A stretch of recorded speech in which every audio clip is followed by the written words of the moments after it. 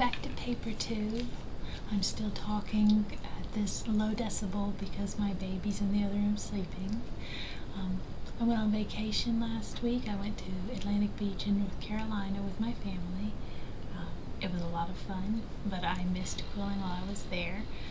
I shared with everyone how I've been getting back into quilling since I stopped before the baby was born, and everyone's very excited and supportive of that.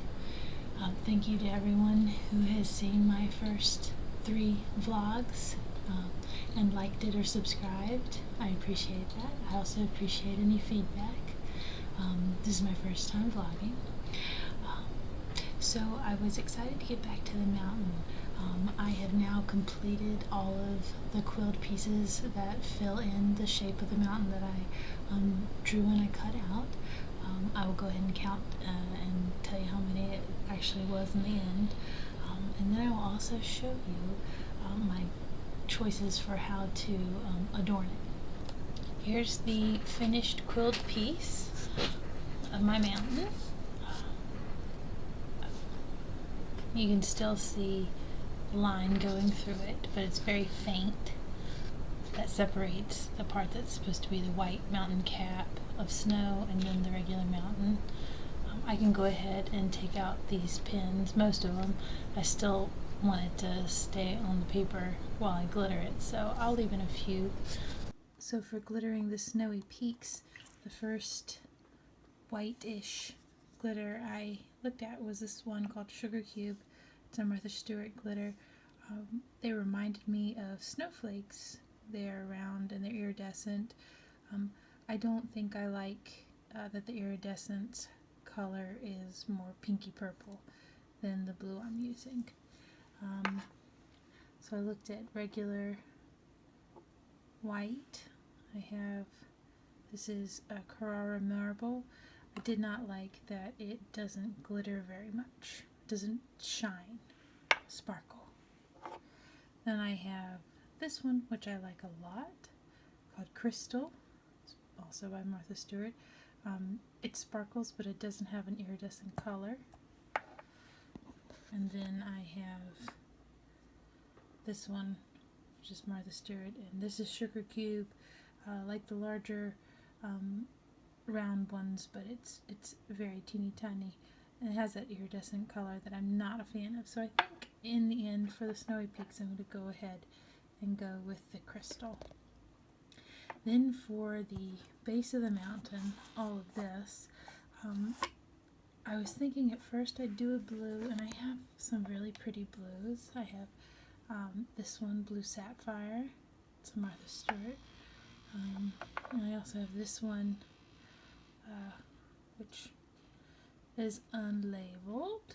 Don't know which color which person was that. I think that one actually matches it better.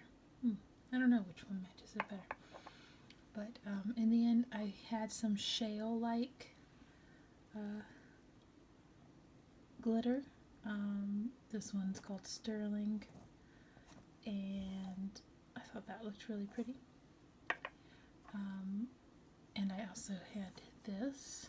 It's unlabeled. It's really big. I think if I put this on the mountain, it would obscure the actual intricate quilled design. So the end, I went with this, which I think kind of reflects blue. So hopefully that'll look really cool.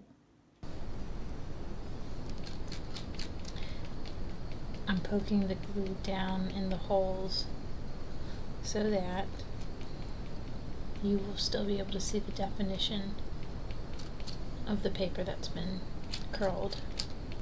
I'm thinking metal.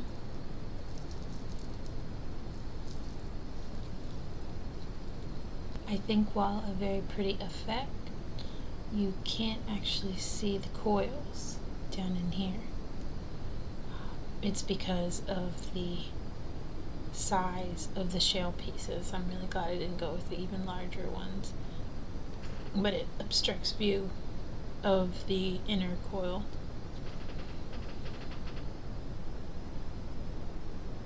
But it is really pretty.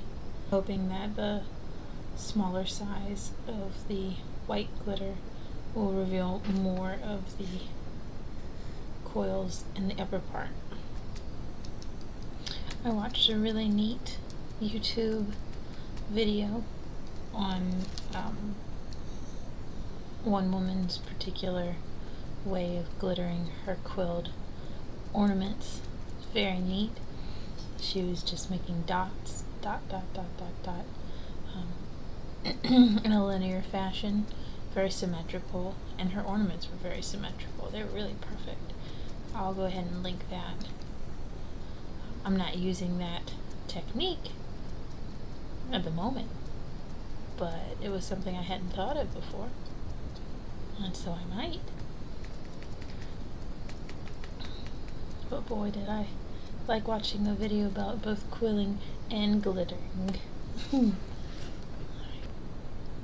I can already tell this is going to be much better for showing off the quilling up top.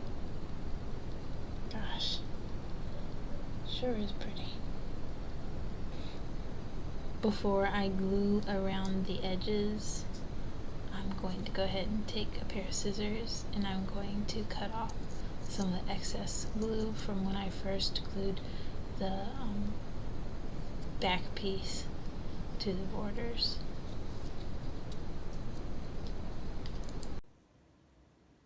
So it will need to dry a little more, but this is it. I really enjoyed making it. I do wish this glitter had been of smaller gauge so that we could see the coils better, but it's a cool effect. I do like how you can see through the sugar cube glitter up top. It's very pretty. On the sides of the mountain.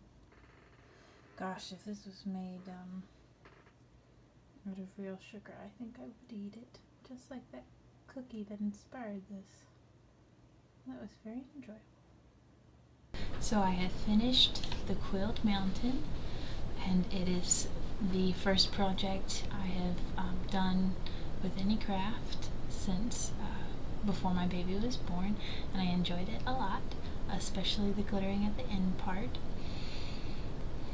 I found this vlogging experience interesting, and I think I'm going to keep it up. Until next time, I hope you have a great week.